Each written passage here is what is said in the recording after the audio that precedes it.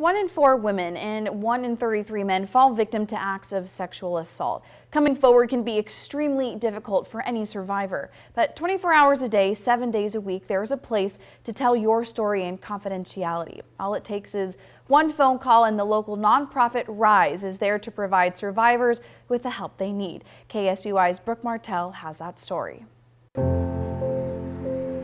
Every picture tells a story. I scrapbook.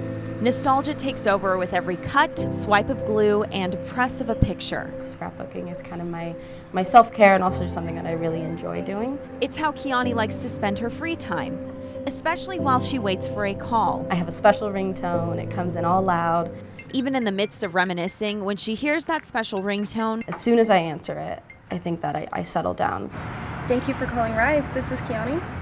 answering this call could offer calm to someone's crisis, a crisis that could involve sexual assault or domestic violence. You kind of go into this mode of like, I'm here to listen. Kiani is one of about 20 people at Rise that volunteer for the 24-hour crisis line. Believing is really important, and just giving that victim some credit. You know, they're speaking out to you. That's huge.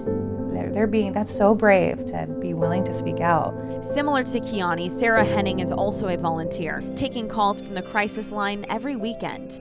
I want to make sure they're safe right now, because if they're not, we want to find a way to get them to safety, whether that's staying on the line with them while they contact 911 or something of the sort.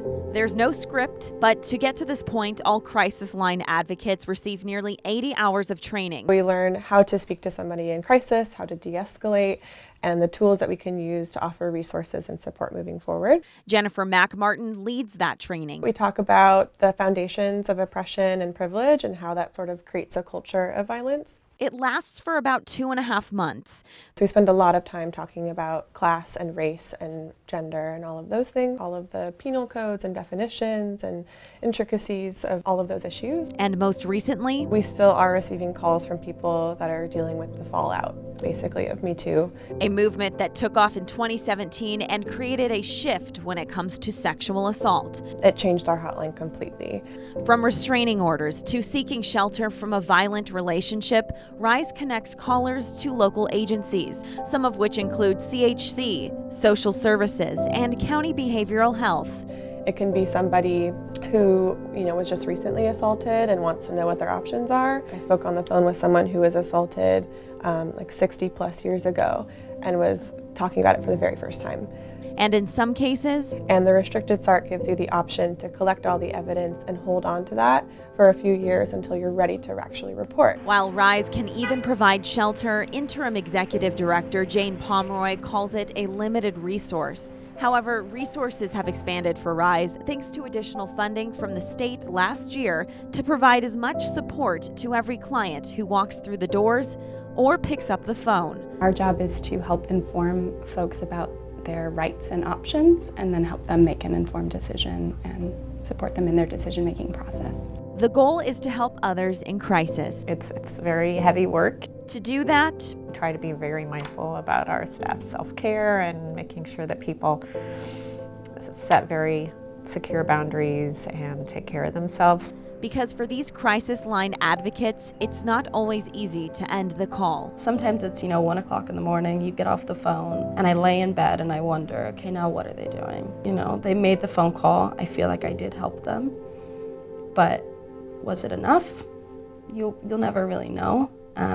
It was enough in that moment, so that's what I try to remind myself. I can't tell them what to do, but if I can guide them, then I feel like I'm doing what I'm supposed to do and that I've accomplished my goal. So having that outlet to decompress is crucial. Like I mentioned earlier, I'm a big scrapbooker. Kiani has to remember to keep her mind healthy. That's like my main way of taking a moment. So that she can keep listening. I think that it's mainly about wanting to have people feel heard. I think that for me, I just wanted to be a part of that, be a part of the movement, and give a voice to people that might not have one. Brooke Martell, KSBY News. If you or anyone you know is a victim of sexual assault or intimate partner violence, contact the number on your screen, 855-866-7473.